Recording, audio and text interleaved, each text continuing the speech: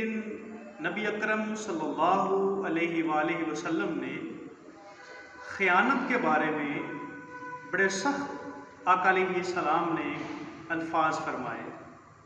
हजूर ने फरमाया, मैं आप लोगों को क़यामत वाले दिन किसी शख्स को ऐसे ना पाऊँ कि उसके कंधों के ऊपर ऊँट बड़बड़ा रहा हो और वो अर्ज़ करे, या रसूलल्लाह मेरी मदद फरमाएं, और मैं कहूँगा कि मैं तेरे किसी काम का मालिक नहीं हूँ, बल्कि अल्लाह रब्बुल आलमीन ने जो मुझे तबलीग का हुक्म फरमाया था वो मैंने तुम्हें पहुँचा दिया है। फिर आका ने फरमाया, मैं किसी बंदे के कंधे के ऊपर घोड़ा हिनहिना रहा होगा और वो अर्ज़ करेगा, आका मेरी मदद करें, मैं कहूँगा कि मैं तेरे किसी काम का मालिक नहीं हूँ, मैं तुम्हें दीन की तबलीग पहुँचा चुका हूँ। इसी तरह कोई शख्स जिसके कंधों के ऊपर बकरी मिमिया रही होगी, आका अलैहिस्सलाम से अर्ज़ करेगा मेरी मदद फरमाएं।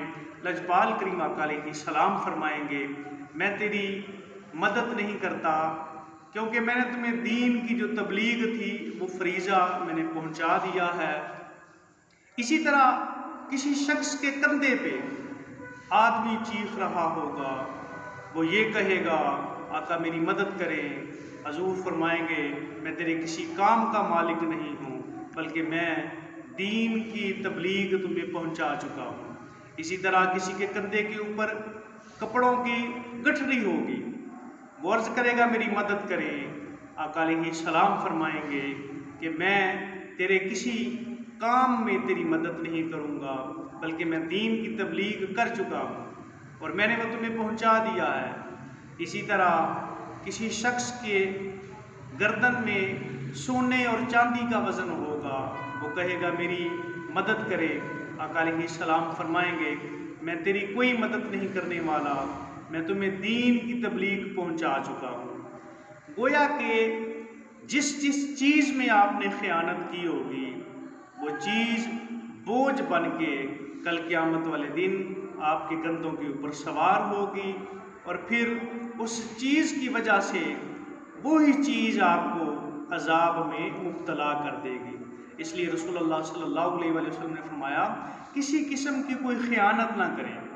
अगर आपने ज़रा भी ख़यानत की तो कल क़यामत वाले दिन अल्लाह को क्या जवाब देंगे।